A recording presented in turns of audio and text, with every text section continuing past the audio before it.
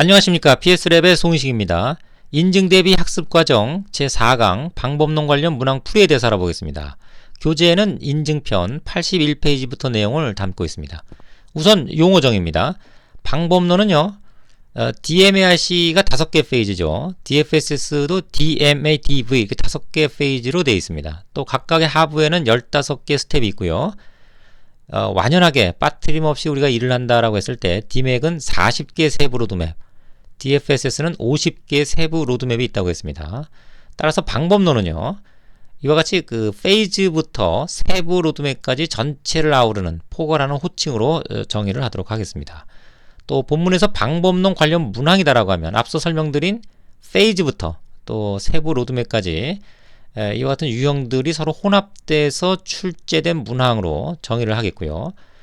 결국 기존의 이제 페이즈별 또는 스텝별 또는 세부 로드맵별로 구분돼서 출제됐던 문항들에 비해서는 혼합된 어떤 문항들이 상대적으로 높은 어떤 난이도를 유지할 것으로 예견이 되겠습니다.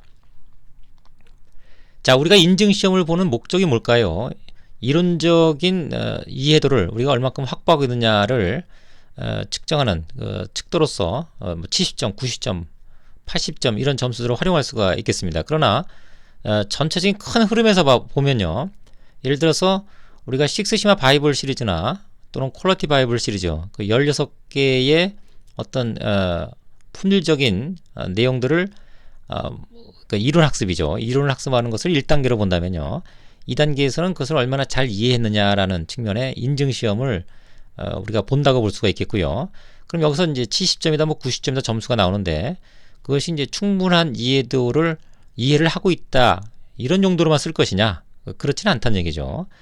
자, 3단계 즉 실제 사이트에서 본인의 문제 해결 역량이 얼마큼 되느냐, 이것이 우리가 궁극적으로 가야 될 어떤 목적이 되겠습니다. 그러려면 2단계에서의 인증시험이 바로 본인의 실제 사이트에서의 문제 해결 역량을 가늠하는 점수가 하나의 척도가 돼야 된다는 겁니다.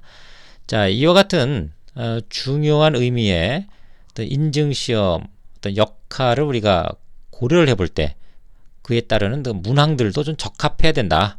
예를 들면 태권도 2급, 7급에서 2급으로 높여야 된다는 얘기죠. 그러려면 DMAIC 각 페이지별로 어떤 활동을 해야 되느냐, 이와 같은 질문보다는요, 업무와 연계된, 즉 영업 부문에서 판매 예측도를 현재 75%에서 뭐 90%로 올리기 위한 애널라이즈 페이지에서의 활동을 구체적으로 논하시오. 이같이 업무 연관성을 갖는 그런 문항들이 중요하겠다. 그리고 거기에서 얻어낸 점수를 통해서 실제 3단계의 문제 해결 역량을 좀 가늠하는 것이 이제 중요하다는 거죠. 자, 이런 측면에서 교재의 문항을 좀 보면요, 예제를 보면 일단 신규 고객 확보로 캐파가 이제 물량이 증대가 됐어요. 따라서 포장 라인도 그에 따라서 가져야 되는데 하루에 3,000개에서 3,360개로 약 한 12%포인트를 이제 높여야 되는 상황입니다. 자, 이러려면 어느 세부 로드맵 단계에서 또 어떤 활동을 해야 되고 또 그에 따른 위험이나 대책은 어떤 것인지를 논하라. 자, 이런 유형의 문항들이, 실질적인 문항들이 문제 해결 역량을 가늠하는 중요한 어떤 그 역할을 해줄 수 있다는 얘기입니다. 자, 이와 같은 문항들에 대해서 응시자가 갖게 되는 그런 효과를 우리가 좀 요약을 좀 해봤습니다.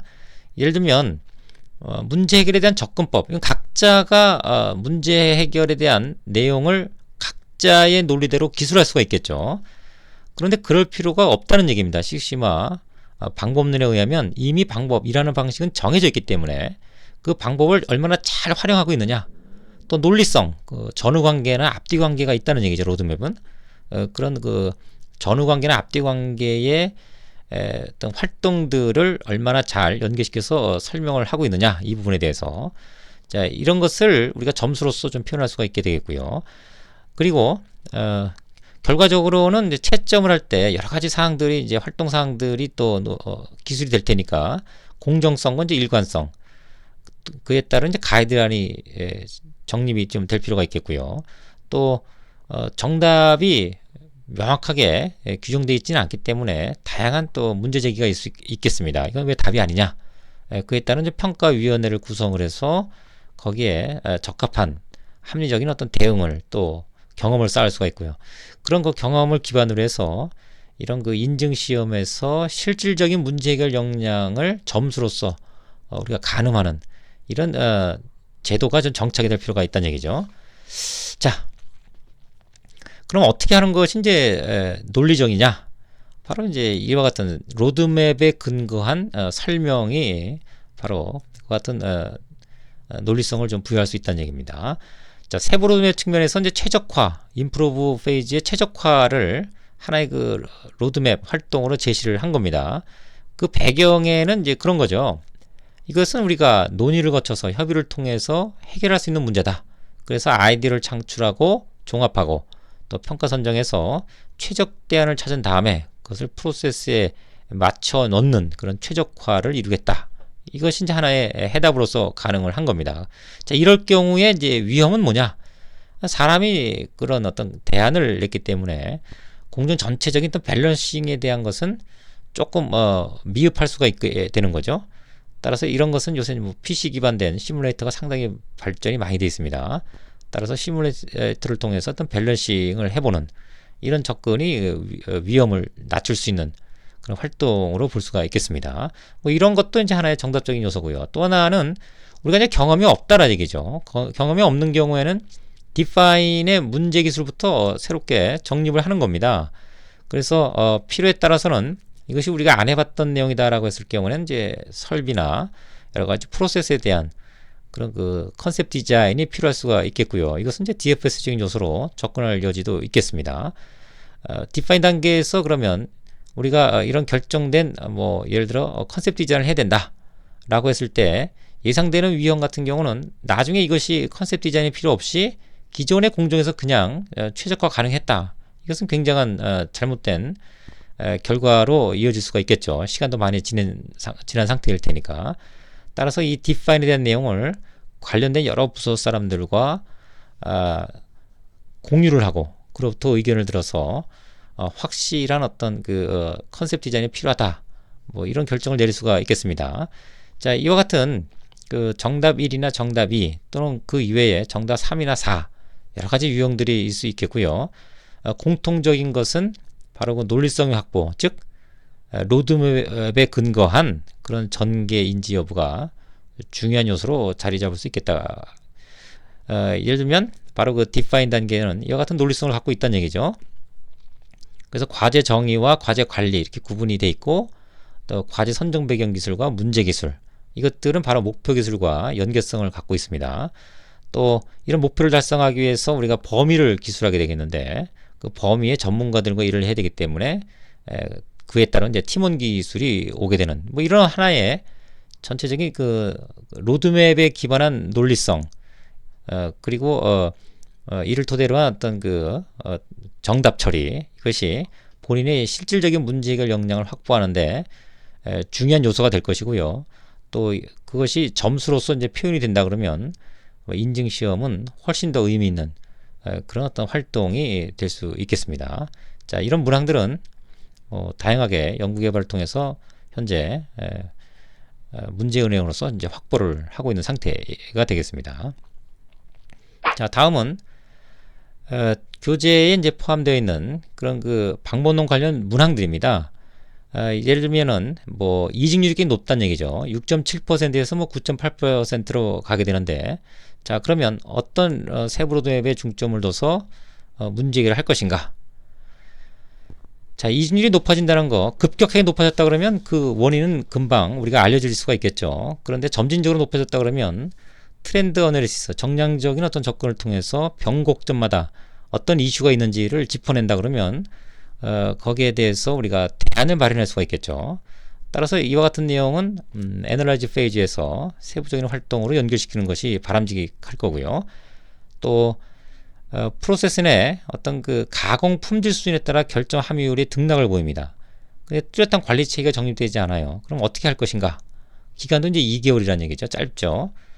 자, 우선은 가공 품질 수준, 품질 관리 수준을 우리가 해석하기보다는 이 같은 경우는 이제 관리 체계가 정립되지 않으니까 표준, 법에 대한 문제로 볼 수가 있겠죠. 그래서 DMWC적인 어떤 접근, 그리고 W 페이지에서 플랜드 체크 액트를 통해서 어떤 표준 정립이나 규준의 규정에 대한 그런 것들을 재정립하는 이런 접근이 필요하고, 그런 그 법적인 요소가 완료가 되면 그걸 기반으로 한 품질 문제로 접근하는 것이 유효할 겁니다. 그래서 이것은 2개월이라는 어떤 그 시간적 제한을 고려할 때 DMWC 퀵 어떤 접근법이 바람직할 거고요. 자, 거기에서 이제 DMWC의 W 페이지에서의 플랜드 체크 액트, 이런 단계가 접근이 굉장히 유리할 것으로 보여지죠. 또 보험회사에서 친절도가 5점 만점에 4.3으로 매우 높은 수준이나 신속도는 떨어진다 이거죠. 보험금 지급 관련돼서. 그래서 이와 같은 내용들은 좀 법적인 요소가 많아요. 뭐 고지 의무를 했는지, 또 약관의 어떤 계약할 때 약관의 내용들, 또 계약이 직접 뭐 2개년도까지 뭐 우리가 중요한 어떤 기간으로 보여진다 그러면 샘플링 할 때에도 현 시점에서 직전 2개년도의 어떤 청약서, 그런 걸 바탕으로 약관과 그리고 고지된 내용들, 이런 것들이 또 프로세스를 준수했는지, 그런 해석들이 굉장히 중요하죠. 이런 신속도를 평가할 때. 그래서 이것은 전적으로 샘플링과 그 다음에 애널라이즈의 문제가, 애널라이즈 활동이 굉장히 중요한 요소가 되겠습니다. 자, 뭐 세부적인 설명은 생략하도록 하고요. 자, 이렇게 어떤 방법론 관련을 통해서 우리가 문제를 해결한다고 할 때요, 고려할 사항이 있겠죠. 그래서 문제를 해결할 때는 이 40개 세부 로드맵 또는 50개 세부 로드맵 전체를 밟아가는 건 굉장히 희소합니다. 그러니까 주어진 문항에 대해서 이런 그 로드맵적인 이해가 전제가 먼저 돼야 되고요. 그리고 그런 그 40개나 50개 세부 로드맵을 머리에 완전히 숙지한 상태에서 주어진 문항에 대해서 어느 스텝을 내가 또는 세부 로드맵을 밟고 깊이 들어갈 것인가, 빨리 캐치하는 능력, 이런 그 예지력을 발휘하는 능력이 굉장히 중요하겠죠. 그리고 이런 예지력이라는 것이 인증시험을 통해서 점수로 좀 표현이 돼야 됩니다. 그러려면은 바로 그 로드맵에 기반한 그 논리성, 논리적인 어떤 그 해답의 전개, 이것이 이제 중요하게 되겠고요.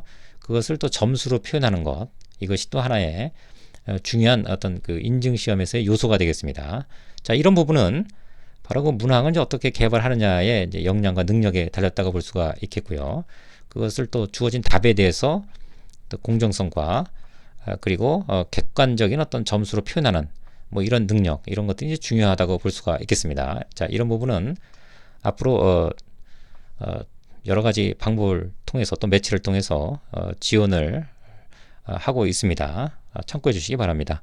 네, 설명을 마치도록 하겠습니다. 수고했습니다.